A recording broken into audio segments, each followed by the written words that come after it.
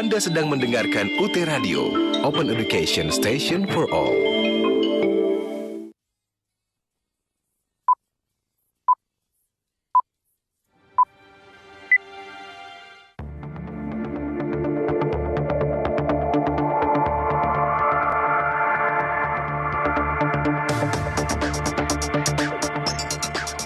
Memasuki era revolusi industri 4.0, UT dituntut untuk terus melakukan inovasi agar dapat meningkatkan kapasitas dan perannya sebagai cyber university.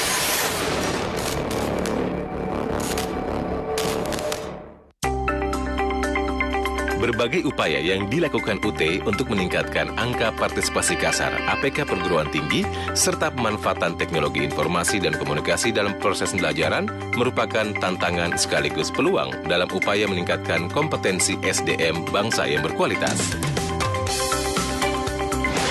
Hari ini, satu lagi tonggak sejarah perjalanan pendidikan kita pancangkan, khususnya di bidang pendidikan tinggi, yaitu dengan diresmikannya Universitas Terbuka.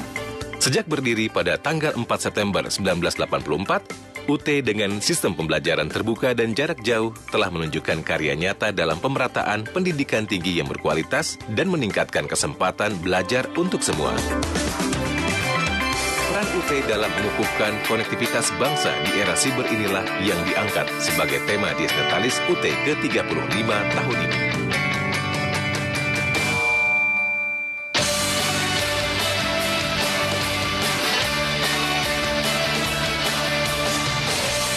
Dalam kiprahnya selama 35 tahun, UT telah menjelma menjadi sebuah PTJJ yang modern. Saat ini, seluruh layanan kegiatan inti layanan mahasiswa dapat dilakukan secara fully online, mulai dari registrasi hingga ujian.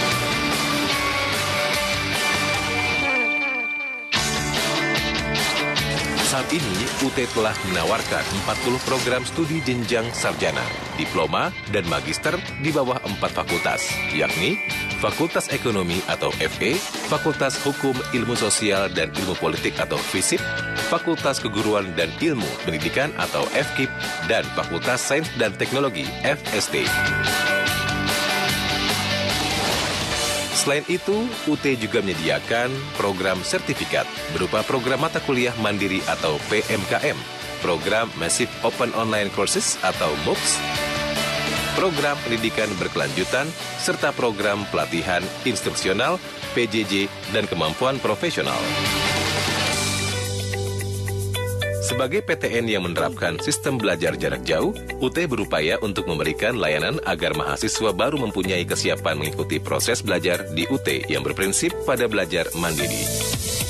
Sejak tahun 2018, selain memberikan orientasi studi mahasiswa baru atau OSMB, UT juga memberikan pendalaman materi kepada mahasiswa baru agar lebih siap menjadi pembelajar mandiri yang tangguh melalui kegiatan pelatihan keterampilan belajar mandiri atau PKBM yang merupakan bagian dari kegiatan edukasi keterampilan belajar mahasiswa atau EKBM.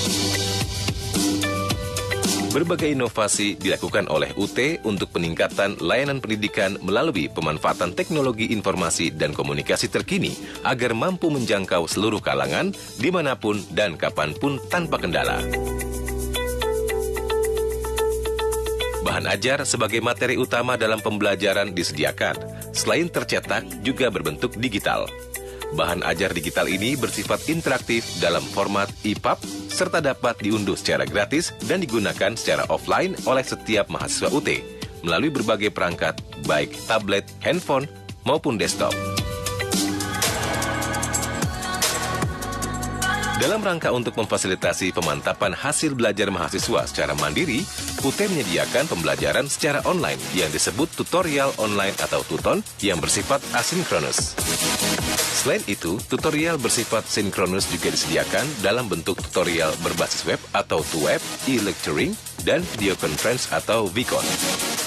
Education for All, UT listeners, Anda masih mendengarkan UT Morning Special Tutorial Online.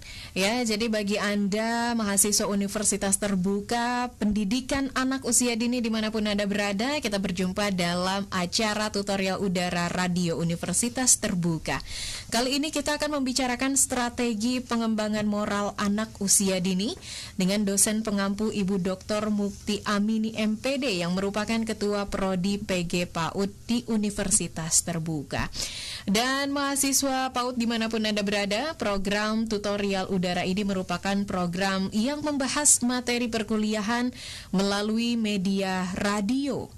Ya, jadi apabila Anda mempunyai masalah ataupun pertanyaan ataupun tanggapan yang berkaitan dengan materi kuliah ini, silahkan untuk menghubungi kami. Bisa saat ini di WhatsApp kita 0813 16 11 3800 atau bisa juga menghubungi melalui telepon dengan nomor 021 749 0941 pesawat 1322 atau bisa juga melalui surat dengan alamat Pusat Pengembangan Multimedia Universitas Terbuka, Jalan Cabe Raya Pondok Cabe Ciputat 15418. Kami akan menampung pertanyaan Anda dan menjawab melalui acara ini juga. Nah, saudara mahasiswa dan UT listeners dimanapun Anda berada, tutorial kali ini akan membahas strategi pengembangan moral anak usia dini. Dan di studio telah hadir tutor mata kuliah metode pengembangan moral dan nilai-nilai agama, yaitu Ibu Dr. Mukti Amini MPD. Selamat datang Ibu Mukti, selamat berjumpa kembali dalam acara tutorial online hari ini. Iya, makasih Mbak Eva. Ya. Ada dua soalnya. Ada dua ya. Iya, baik Ibu Aini, pertemuan kali ini kita akan bahas tentang strategi pengembangan moral anak usia dini. Maka dari itu silahkan untuk Ibu untuk menjelaskannya. Ya, strategi untuk pengembangan moral ini sebelum sampai ke strateginya kita bahas dulu ruang lingkupnya ya, Mbak Silakan. Eva ya. Jadi sebenarnya ruang lingkup pengembangan moral sama nilai itu tentu luas banget gitu ya. Kita tidak bisa membatasi sampai sini. Tetapi untuk kali ini karena memang waktunya juga terbatas, kita akan batasi dalam 6 macam saja ruang lingkupnya gitu ya. Okay. Yang pertama tentang bagaimana melatih anak untuk hidup tertib dan teratur, itu yang utama. Yang kedua itu bagaimana melatih anak untuk bersosialisasi dengan teman-temannya ataupun orang dewasa. Yeah. Terus yang ketiga melatih sikap empati, tenggang rasa, ini juga utama banget ya saat ini. Yang keempat kita mencoba untuk membahas bagaimana strategi ketika kita ingin memberikan atau menanamkan rasa berani ya atau bertanggung jawab gitu ya. Dan yang kelima bagaimana cara anak mengendalikan emosi. Yang terakhir adalah bagaimana menjaga diri anak itu sendiri. Yang keenam. Nah, untuk itu bisa dijelaskan contoh implikasi penyusunan strateginya, Bu? Ya. Jadi sebelum kita menyusun kalau di lembaga PAUD itu kan ada RPP ya. RPP itu rencana pengembangan pelajarannya. Tentu kita harus tahu kan kompetensi apa sih yang mau dicapai gitu ya. Dari kompetensi itu kemudian kita memikirkan strategi mana yang pas. Nah, kali ini kita belum membahas sampai RPP-nya, tapi kita baru membahas kira-kira strategi yang pas untuk menanamkan aspek ini apa gitu ya. Nah, mungkin kita bisa mulai dari yang pertama saja mungkin ya. Silahkan Ibu. Jadi yang pertama tadi kita bahas tentang bagaimana melatih anak untuk hidup tertib dan teratur gitu ya. Keteraturan itu kan macam-macam ya. Maksudnya dalam berbagai aspek. Tentu yang paling utama bagaimana mengajak anak untuk tertib dan teratur dalam hidup keseharian dia gitu ya. Betul. Misalnya tidur, makan gitu ya. Nah, yang paling dekat mungkin itu. Misalnya untuk tidur kan itu juga perlu kita latih ya. Yang paling utama biasanya kalau di lembaga PAUD, kalau di rumah mungkin berbeda lagi. Biasanya segala macam bentuk latihan ini diawali dengan story reading. Membacakan cerita dulu gitu ya. Nah, sekarang buku-buku yang berkaitan dengan itu kan banyak. Misalnya aku biasa tidur tepat waktu. Isinya kan semacam motivasi gitu ya buat anak. Lalu kemudian diajak bincang-bincang gitu ya. Nah, baru kemudian nanti sifatnya yang mungkin main games gitu ya yang berkaitan dengan tidur. Misalnya ada si Ani tidur jam 9, si ini jam 10, siapa lagi, mana yang paling bagus tidurnya mulai jam berapa gitu ya. Terus bagaimana persiapan sebelum tidur dan sebagainya, itu bisa melalui game, bisa lomba ya, bisa juga dengan melanjutkan cerita bergambar, ya gambar seri tapi sengaja diputus pada sequel tertentu, coba dilanjutkan yang mana ini juga biasanya melatih gitu ya. Oke. Bisa juga pernah juga di sebuah lembaga PAUD itu sengaja anak-anak itu diminta untuk datang malam. Ya, kebetulan ini lembaga PAUD-nya punya beberapa kasur lah ya. Betul. Ada fasilitas gitu ya. Kalau memang nggak ada kita nggak bisa memaksakan itu. Hanya untuk demonstrasi ibaratnya bagaimana suasana malam gitu ya. Bagaimana seharusnya gitu ya. Tata caranya sebelum tidur itu apa dulu yang harus dilakukan, cuci kaki, cuci tangan, terus berdoa dan sebagainya. Terus habis itu pulang sih, nggak tidur sampai pagi di situ enggak ya. Kan masih terlalu anak usia dini ya. Kalau camping nanti agak repot gurunya yang kelenger gitu ya. Jadi hanya sekedar sampai sekitar jam berapa? Ya jam 8 udah kemudian boleh dijemput. Itu juga bisa saja, tetapi ini tidak wajib ya. Yang lebih utama adalah pembiasaan sehari-hari, dan mungkin guru itu memang tidak bisa mengawal, kan kita tidak tahu bagaimana kondisi di rumah. Memang kemudian pembiasaan itu memang yang utama adalah dilanjutkan oleh orang tua di rumah. Itu yang utama begitu. Itu yang latihan hidup lebih teratur begitu ya. Itu baru satu aspek. Misalnya yang lain tentang berangkat sekolah. Ya. Kalau anak usia dini itu kan suka masih begitu ya, bangun masih kesiangan, terus atau makannya masih lelet gitu, kadang disuapin ya. Nah, ini juga perlu pembiasaan supaya membiasakan bahwa berangkat tepat waktu itu perlu gitu ya. Itu juga sama, bisa dengan awalnya dengan story reading dulu, kemudian membuat cerita yang pakai jika gitu ya. Jika aku terlambat sekolah, maka bla bla bla bla, apa kemungkinan apa, itu juga bisa menanamkan bahwa bagaimanapun dia berusaha untuk tepat waktu gitu ya, disiplin dalam berangkat sekolah. Mengenalkan anak dengan konsekuensi juga bisa di tahap ini ya, Bu? Ya, bisa. Misalnya kalau terlambat nanti ojeknya juga sudah nggak jemput, terpaksa nanti diganti orang lain dan sebagainya, itu juga bisa ya. Memang salah satu bentuk reward and punishment itu kan lewat teori konsekuensi itu. Nah, selain berangkat sekolah, yang lainnya mungkin makan dan minum. Minum ini kan juga salah satu kegiatan keseharian yang memang harus kita latihkan ya, karena ternyata kan ada juga orang tua yang tidak tegaan ya, anaknya sudah SD pun masih disuapi gitu ya, sehingga ini bagaimanapun harus dilatih. Tapi karena ini arahnya ke pengembangan moral, bukan masalah motoriknya ya, tetapi etika apa sih sebelum makan gitu ya. Betul. Bagaimana harus berdoa gitu ya, berdoanya tidak teriak-teriak gitu ya, memohon sama Tuhan itu seperti apa gitu ya sikapnya. Terus nanti kalau sudah selesai tanpa harus disuruh-suruh mau membereskan gitu ya. Makannya sambil duduk, duduk, tidak jalan-jalan gitu ya, tidak sambil nonton TV dan sebagainya. Itu kan bagian dari adab gitu ya, nilai-nilai yang mau kita tanamkan. Nah, itu bisa lewat pembiasaan itu. Memang intinya guru hanya stimulus awal saja, tetapi kalau untuk makan bisa ya. Makan kan di sekolah ada makan bersama ya. Betul. Di sana juga nanti akan terselip juga misalnya bagaimana berbagi gitu ya, antar teman, tukar-tukar lauk, tukar-tukar bekal gitu ya. Terus membantu membereskan peralatan makan temannya gitu ya. Itu juga bisa dilakukan. Baik, itu yang pertama, latihan hidup tertib dan teratur. Betul. Yang kedua, Ibu. Nah, yang kedua kita melatih anak untuk sosialisasi gitu ya. Kita tahu salah satu tujuan utama lembaga PAUD itu kan sebetulnya memang sosialisasi, bukan calisto. Ya, jadi bagaimana membiasakan anak untuk bergaul ke lingkungannya lebih luas. Tadinya kan cuma dengan orang tuanya, kakaknya, adiknya gitu ya, lingkungan keluarga. Nah, sekarang diajak untuk ke lingkungannya lebih luas. Dia mengenal anak-anak lain, mengenal orang dewasa lain gitu ya. Itu yang utama seperti itu, supaya dia nyaman nanti ya ketika dia harus berpisah dalam waktu sementara dengan orang tuanya gitu. Nah, sosialisasi ini kan juga ada adab-adab ya yang perlu kita tanamkan, nilai-nilai yang kita tanamkan, misalnya bagaimana mengucap salam. Betul. Ya kan, saya sendiri melihat perbedaan yang jauh ya antara sopan santun anak sekarang dengan anak dulu. Betul. Terhadap guru misalnya. Kalau anak sekarang itu kadang-kadang sama guru aja ngelecehin, kadang-kadang ya diledek gitu ya gurunya,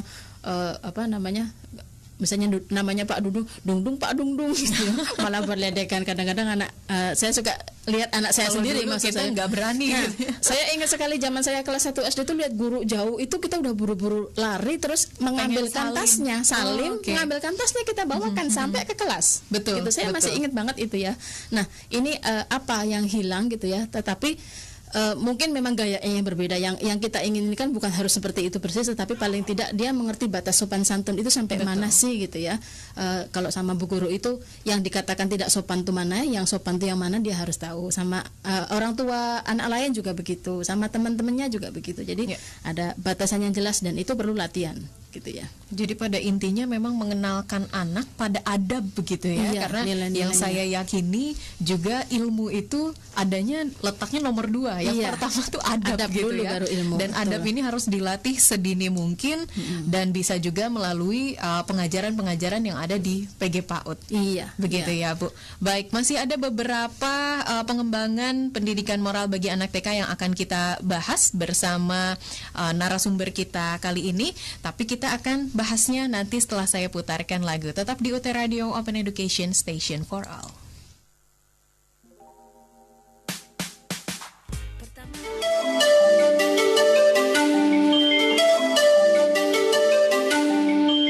Anda sedang mendengarkan UT Radio Open Education Station for All.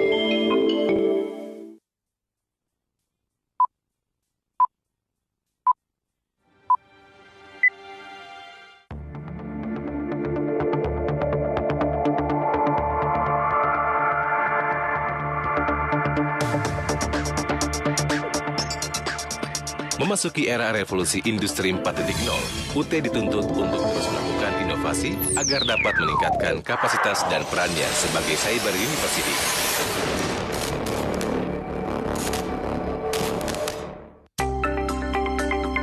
Berbagai upaya yang dilakukan UT untuk meningkatkan angka partisipasi kasar APK perguruan tinggi serta pemanfaatan teknologi informasi dan komunikasi dalam proses pembelajaran merupakan tantangan sekaligus peluang dalam upaya meningkatkan kompetensi SDM bangsa yang berkualitas. Hari ini, satu lagi tonggak sejarah perjalanan pendidikan kita pancangkan, khususnya di bidang pendidikan tinggi, yaitu dengan diresmikannya Universitas Terbuka. Sejak berdiri pada tanggal 4 September 1984, UT dengan sistem pembelajaran terbuka dan jarak jauh telah menunjukkan karya nyata dalam pemerataan pendidikan tinggi yang berkualitas dan meningkatkan kesempatan belajar untuk semua. Peran UT dalam mengukuhkan konektivitas bangsa di era siber inilah yang diangkat sebagai tema Diasnatalis UT ke-35 tahun ini.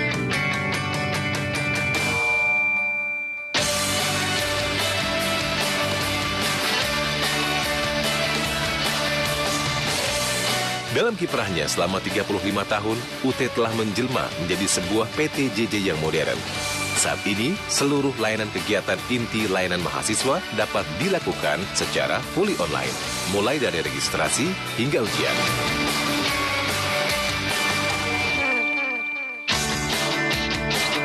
Saat ini, UT telah menawarkan 40 program studi jenjang sarjana, diploma, dan magister di bawah 4 fakultas, yakni Fakultas Ekonomi atau FE, Fakultas Hukum, Ilmu Sosial, dan Ilmu Politik atau FISIP, Fakultas Keguruan dan Ilmu Pendidikan atau FKIP, dan Fakultas Sains dan Teknologi FST. Selain itu, UT juga menyediakan program sertifikat berupa program mata kuliah mandiri atau PMKM, program Massive Open Online Courses atau MOOCs, program pendidikan berkelanjutan, serta program pelatihan instruksional, PJJ, dan kemampuan profesional. Station for All, UT Listeners, terima kasih Anda masih bersama kami di UT Morning Special Tutorial Online. Dan kita berjumpa dalam acara tutorial udara. Kali ini membicarakan mengenai pengembangan strategi pengembangan moral anak usia dini dengan dosen pengampu Ibu Dr. Mukti Amini MPD yang juga merupakan Ketua Program Studi PG PAUD di Universitas Terbuka. Ibu, tadi kita sudah bahas mengenai latihan hidup tertib dan teratur. Ada lagi aturan dalam melatih sosialisasi. Betul. Kemudian yang selanjutnya yang menurut saya ini kita sedang krisis nih ya, menanamkan sikap tenggang rasa dan juga toleransi. Bagaimana? Betul. Ya, betul. Ini juga bagian dari yang sangat menjadi perhatian kita ya sekarang ini untuk melatih sikap tenggang rasa ya. Apalagi dengan adanya misalnya kayak sekarang tuh ada sosmed gitu ya. Betul. Ternyata anak usia dini kan juga sudah mulai itu main gitu ya. Meskipun mungkin pinjam punya kakaknya, pinjam punya mamahnya, dia tahu bagaimana ada kadang-kadang kalimat-kalimat yang kurang pas gitu ya yang didengar lewat sosmed. Dan ini perlu dari awal gitu ya ditanamkan bagaimanapun menghormati orang lain, bersikap dengan rasa itu perlu. Ya. Nah, tetap cara yang paling awal biasanya dilakukan oleh para guru itu memang tetap dengan story reading ya biasanya dengan berbagai media gambar gitu ya. Kemudian praktek. Nah, prakteknya ini sangat luas sebetulnya kalau untuk sikap dengan rasa ya, bisa misalnya berlatih berbagi tadi ya, misalnya berbagi bekal atau misalnya saling memberikan kado. Saya pernah eksperimen saja kecil-kecilan ke anak-anak gitu ya. Jadi anak-anak itu diminta untuk menghias parcel kecil gitulah ya, dari rumah sudah saya minta bawa untuk susu, UHT, kue kesukaannya, terus apa gitu ya, 3 macam gitu ya. Terus mempersiapkan parcel kecil gitu ya. Dia pikirkan itu mau dia bawa pulang sendiri, gitu ya. Tapi begitu sudah jadi apik masing-masing dengan pita segala macam, saya minta tolong pilih satu teman kamu, kasihkan ke teman itu gitu. Pada ya ekspresinya itu pada kayak film Ghost itu loh sih. Ya harus disumbangin ternyata gitu ya. Jadi tadinya ada yang nggak mau, tapi kemudian mau gitu ya, semuanya mau saling, akhirnya kan semuanya akan dapat punya temannya gitu ya. Meskipun itu juga sebetulnya melatih ya, awalnya berat tapi lama-lama dia merasa oh ternyata asik juga kok gitu ya, punya temannya, itu juga bagian dari tengah rasa. Terus bisa juga dengan kunjungan ke panti anak yatim, ke panti jompo, itu kan juga melatih oh ternyata tidak semua itu seberuntung kita gitu ya. Itu melatih tengah rasa juga, toleransi, oh ternyata beda-beda kondisinya dan kita harus menghormati yang lain. Terus gini, toleransi itu juga sebetulnya tidak hanya kepada makhluk hidup manusia, betul gitu ya.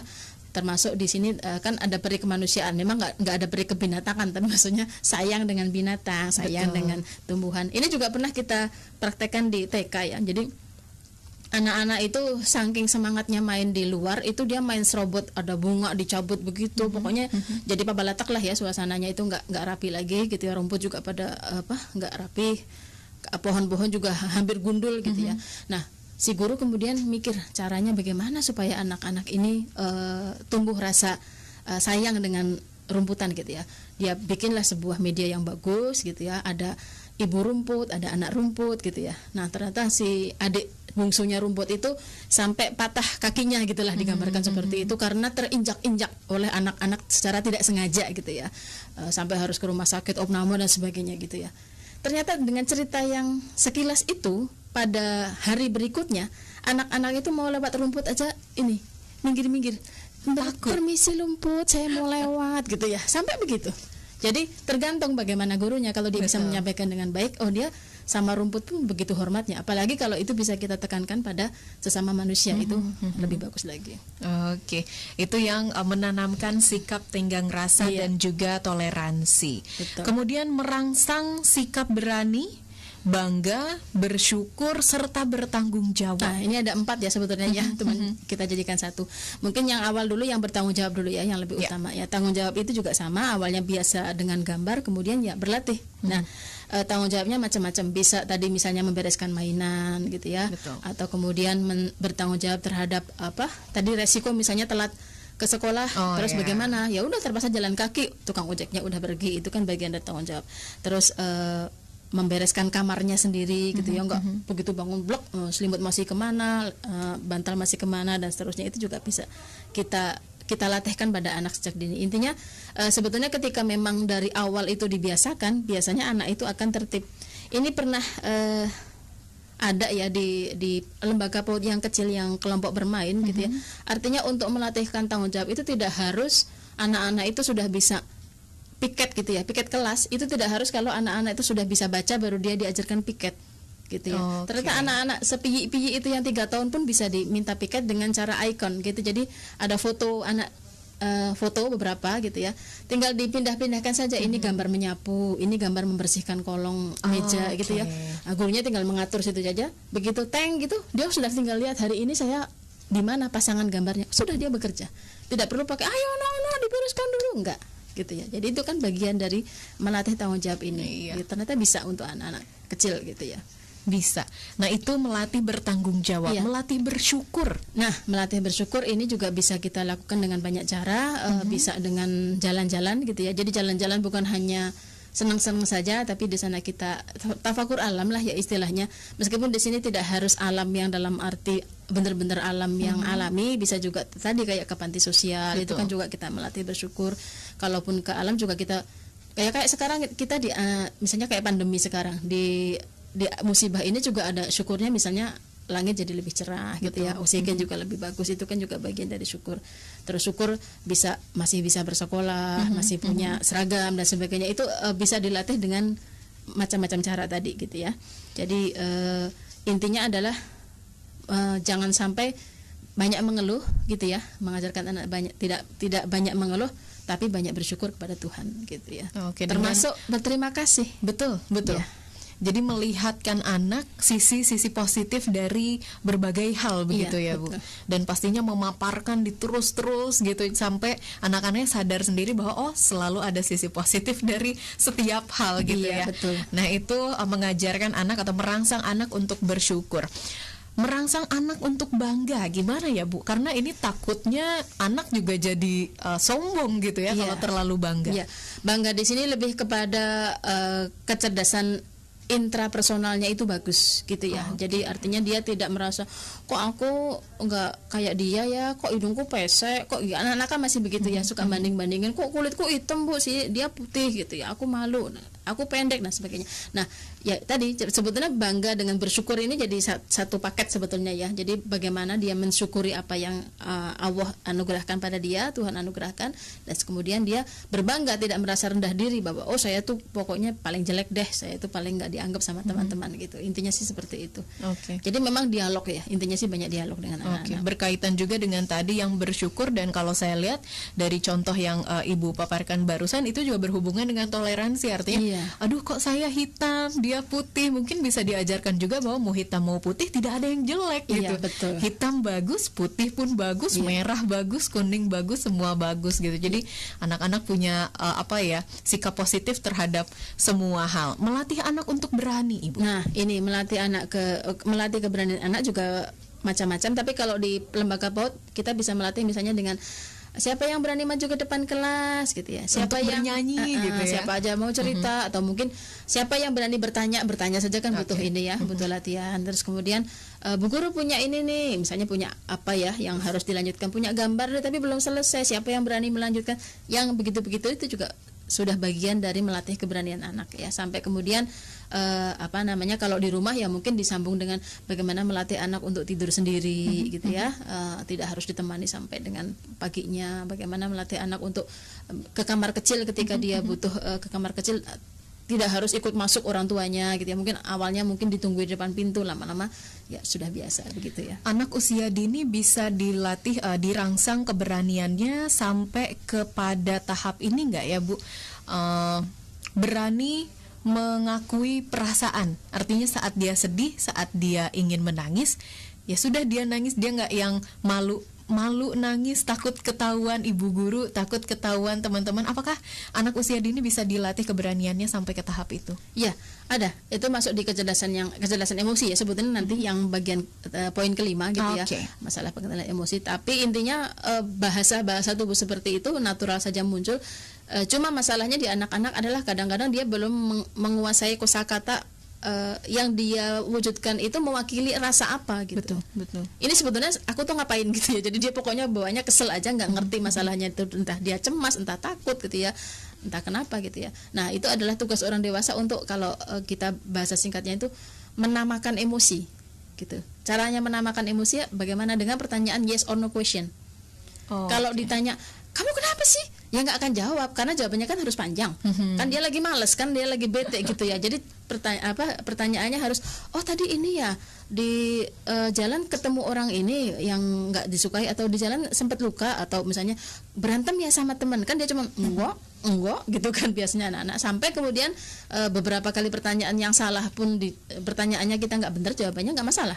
Yang penting dia jadi tahu, ternyata mamahku atau guruku care gitu ya, ternyata nanyain gitu ya, lama-lama dia akan keluar sendiri, orang tuh gini gitu ya, apalah yang ada ganjalannya. Nah itu, jadi ketika sudah sampai bisa menamakan rasanya itu, dia sudah jauh lebih nyaman nanti gitu. Oke, jadi bisa kita simpulkan ya, untuk melatih anak merangsang sikap berani, bangga, bersyukur, serta bertanggung jawab, anak bisa diajak memperhatikan gambar dan menceritakan apa yang dilihat, menekankan pentingnya belajar dengan tekun. Selain itu bisa membaca cerita dan juga mendiskusikannya dengan anak. Bisa juga dengan anak diminta menceritakan pengalamannya di depan kelas. Ini untuk keberanian ya. Kemudian anak didorong untuk bertanya, berani bertanya. Anak diajak bercakap-cakap tentang nikmat Tuhan. Ini agar menumbuhkan rasa syukur di dalam diri anak-anak. Memberikan kisah-kisah tentang kejujuran dan keberanian, ini juga jadi gambaran ya, memberikan gambaran terhadap anak-anak dan tidak mengajarkan ketakutan pada anak agar anak-anak jadi lebih berani. Nah, satu hal yang tentang tidak mengajarkan ketakutannya. Jadi kita itu di psikologi itu ada yang dikatakan dengan takut yang dipelajari gitu ya. Misalnya nih, mamahnya itu takut sama kecoa. Sebetulnya anak tuh dari kecil nggak takut sama kecoa, dia kan netral saja. Tapi karena dia ngerti, orang dewasa tuh kalau ketemu kecoa begitu banget gitu ya, lari, akhirnya dia itu berbahaya gitu ya, sehingga dia mempelajari itu. Makanya sebetulnya menjadi tugas orang tua untuk tidak menampakkan ketakutan ketika memang sebenarnya takut gitu ya. Mungkin itu juga dulu karena kita belajar dari ketakutan sebelum kita gitu kan. Nah, yang seperti itu memang harus kita latihkan sejak awal. Saya pernah dapat saya pernah ada di diskusi mengenai cara makan anak, dan sebetulnya agar anak tidak pemilih makanan, itu juga orang tuanya jangan pemilih, atau paling tidak kalau orang tuanya ada ketidaksenangan tertentu terhadap makanan-makanan tertentu, jangan ditunjukkan di depan anak, baik itu ibunya maupun ayahnya gitu, karena besar kemungkinan orang tua yang picky, anaknya pun akan picky. Begitu ya, Bu. Keteladanan itu memang segala-galanya kan, alat pendidikannya utama kan memang teladan. Secara tidak langsung anak langsung melihat, oh gitu ya, boleh ya milih gitu ya. Belajar dari orang tuanya. Oke, baik, terima kasih penjelasannya Ibu Amini. Kita akan membahas mengenai latihan pengendalian emosi dan melatih anak untuk dapat menjaga diri setelah saya putarkan lagu yang satu ini untuk Anda. Tetap di UT Radio, Open Education Station for All.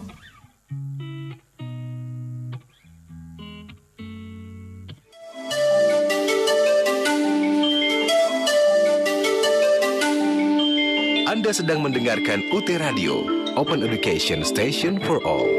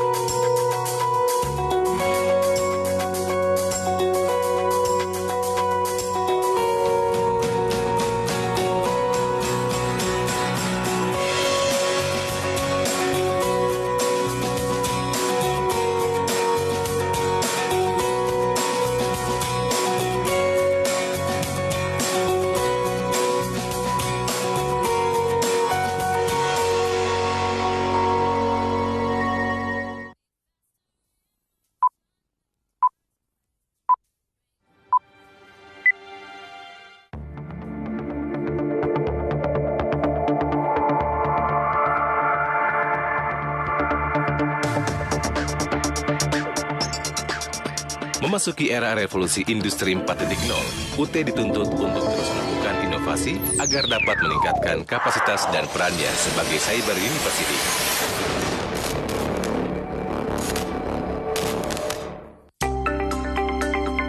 Berbagai upaya yang dilakukan UT untuk meningkatkan angka partisipasi kasar APK perguruan tinggi serta pemanfaatan teknologi informasi dan komunikasi dalam proses pembelajaran merupakan tantangan sekaligus peluang dalam upaya meningkatkan kompetensi SDM bangsa yang berkualitas. Hari ini, satu lagi tonggak sejarah perjalanan pendidikan kita pancangkan, khususnya di bidang pendidikan tinggi, yaitu dengan diresmikannya Universitas Terbuka. Sejak berdiri pada tanggal 4 September 1984, UT dengan sistem pembelajaran terbuka dan jarak jauh telah menunjukkan karya nyata dalam pemerataan pendidikan tinggi yang berkualitas dan meningkatkan kesempatan belajar untuk semua. Peran UT dalam mengukuhkan konektivitas bangsa di era siber inilah yang diangkat sebagai tema Diasnatalis UT ke-35 tahun ini.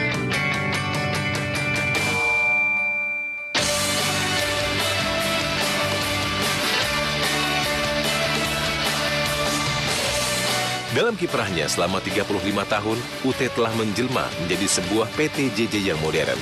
Saat ini, seluruh layanan kegiatan inti layanan mahasiswa dapat dilakukan secara fully online, mulai dari registrasi hingga ujian.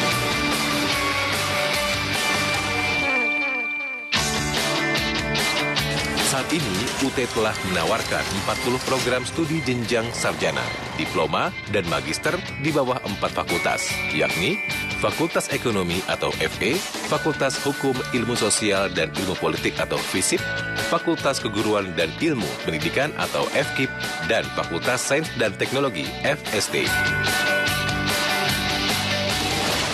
Selain itu, UT juga menyediakan program sertifikat berupa program mata kuliah mandiri atau PMKM, program Massive Open Online Courses atau MOOCs, program pendidikan berkelanjutan, serta program pelatihan instruksional, PJJ, dan kemampuan profesional.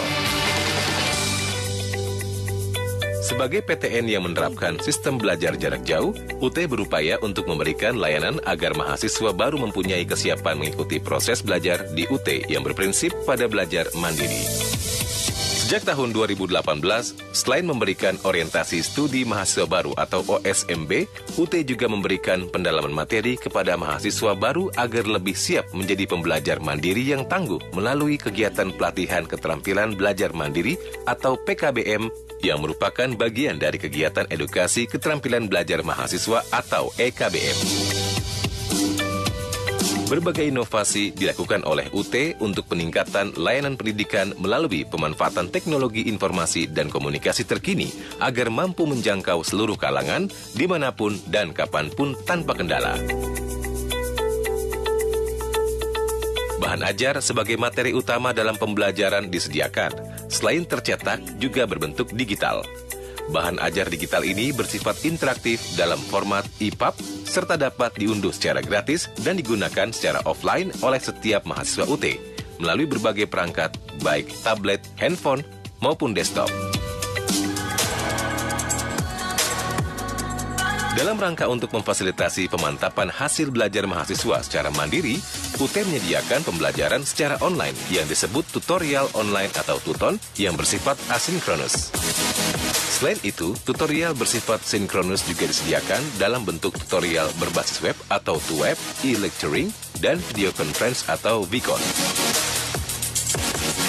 Dalam penyelenggaraan ujian, inovasi dilakukan dengan pengembangan sistem ujian online tanpa pengawas ruang yang hadir secara fisik di lingkungan mahasiswa, yang disebut dengan online proctoring.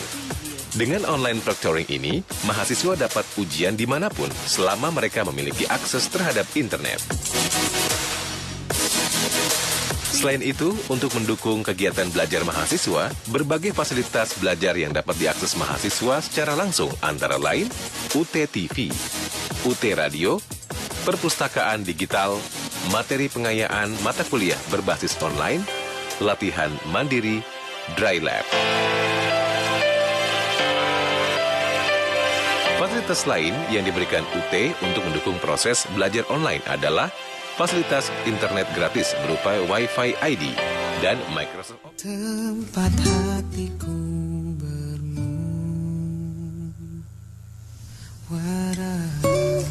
UT Radio Open Education Station for All. UT Listeners, terima kasih Anda masih bersama kami di UT Morning Special Tutorial Online bersama pemateri kita kali ini yang juga merupakan dosen pengampu dan juga Ketua Prodi PG PAUD Universitas Terbuka, yaitu Dr. Mukni Amini MPD. Saat ini kita tengah membahas topik strategi pengembangan moral pada anak usia dini.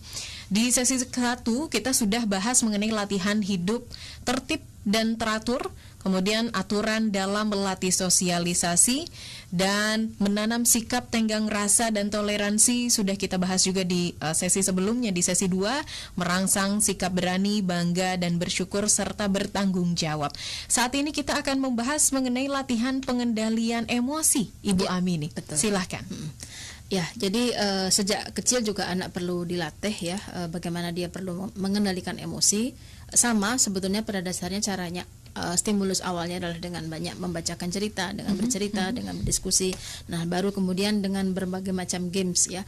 Misalnya game menentukan icon, kan sekarang ada icon ya, orang smile, ada orang nangis gitu ya. Jadi menamakan rasa itu kan dari icon itu. Ya bisa enggak nebak, oh ini gambar orang nangis, ini juga perlu.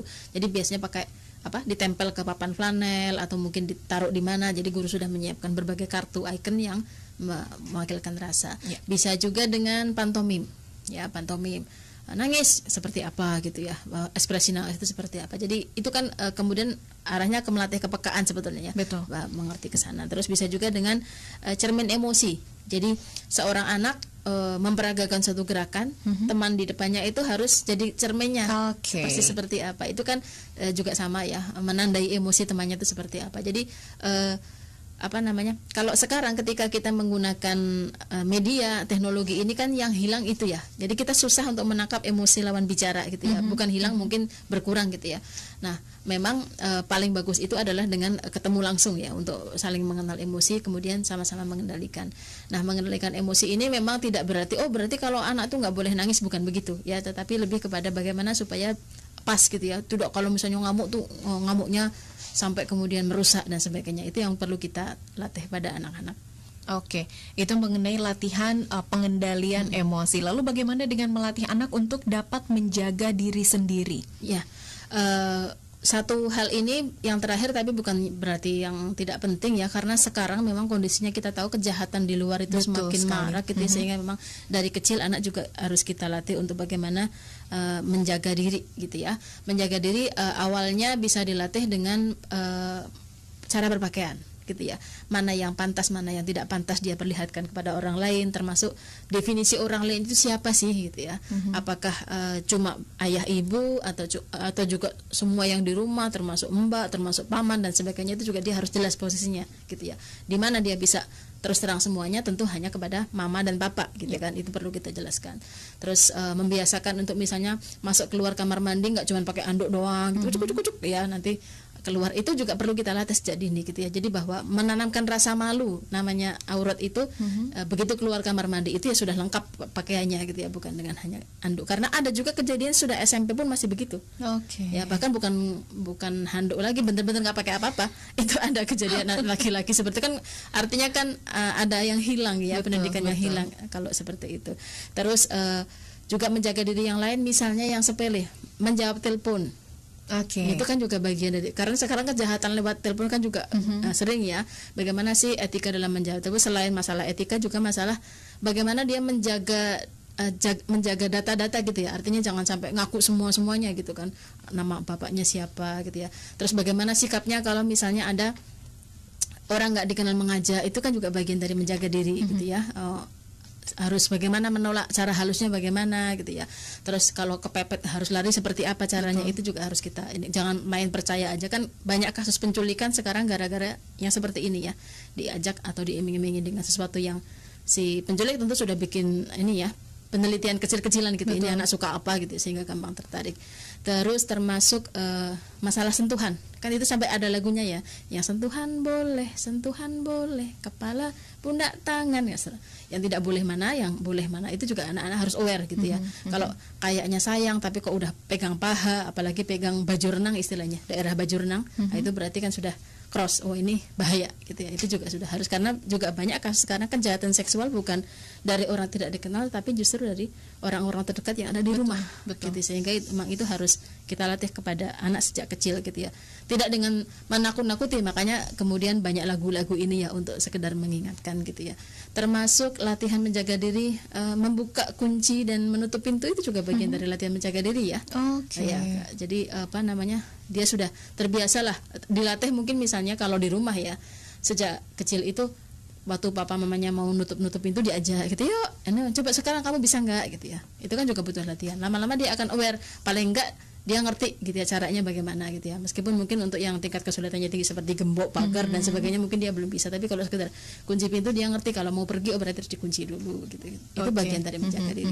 Artinya si anak harus dilatih pada kondisi apa baru dia merasa aman begitu ya, betul, Bu? Ya. Oke, dan itu sedini apa bisa dilatih anak? Sebetulnya begitu dia memahami komunikasi bisa gitu ya. Yang penting tidak dengan suasana yang menakutkan, awas lu nanti begini, awas lu, tapi persuasif saja gitu ya, sambil ada cerita. Sekarang buku-buku juga banyak, dan sambil tadi latihan sambil lalu tadi, yuk sekarang coba yuk kunci pintu yuk, bisa nggak gitu ya. Kalau anak laki-laki apalagi biasanya kan seneng ya dengan yang otak-atik begitu, jadi dia lebih tertarik gitu. Artinya ini juga berhubungan dengan melatih emosi anak. Saat tadi Ibu bilang kalau misalkan disentuh di bagian baju renang gitu kan ya.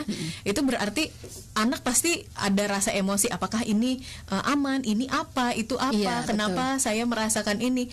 Artinya anak-anak juga harus dilatih berani menunjukkan emosi. Kalau misalnya dia tidak nyaman, dia harus katakan itu tidak nyaman gitu kan, atau bisa dilatih untuk berlari jika itu betul-betul menjadi ancaman bagi si anak. Artinya Bapak Ibu guru yang di PG PAUD harus bisa melatih anak agar menstimulus ya, paling tidak agar anak bisa melakukan hal-hal seperti itu.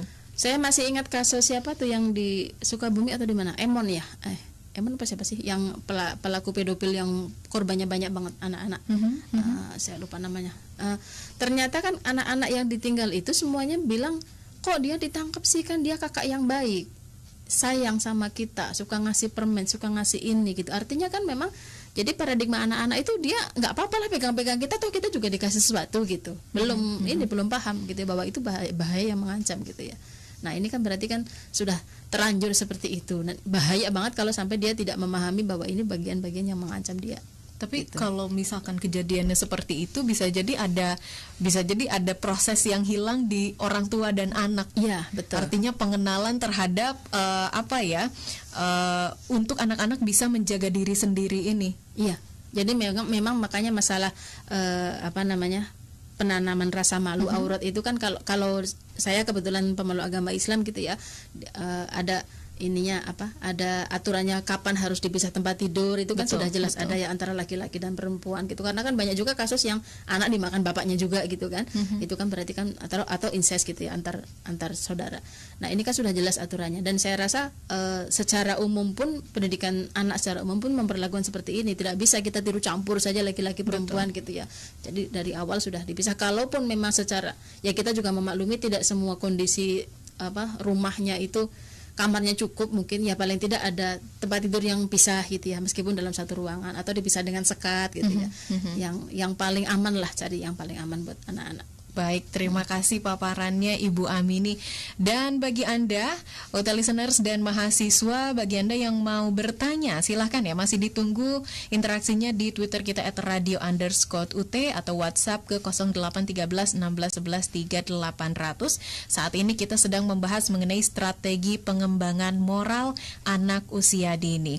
Sesaat lagi kita akan bahas mengenai kesimpulan dari apa yang dibincangkan pada tutorial online hari ini. Setelah saya putarkan lagu untuk Anda, tetap di UT Radio, Open Education Station for All.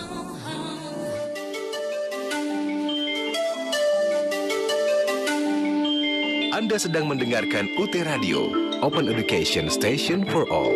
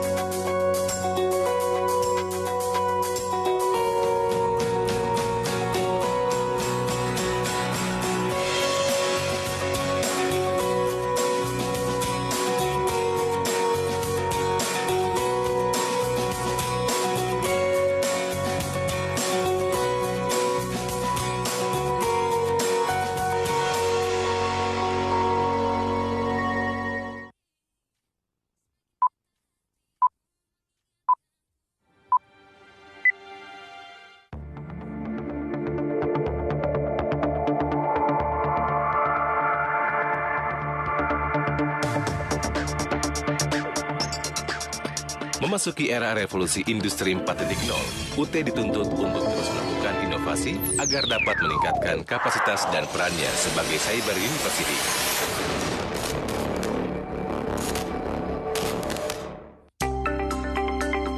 Berbagai upaya yang dilakukan UT untuk meningkatkan angka partisipasi kasar APK perguruan tinggi serta pemanfaatan teknologi informasi dan komunikasi dalam proses pembelajaran merupakan tantangan sekaligus peluang dalam upaya meningkatkan kompetensi SDM bangsa yang berkualitas.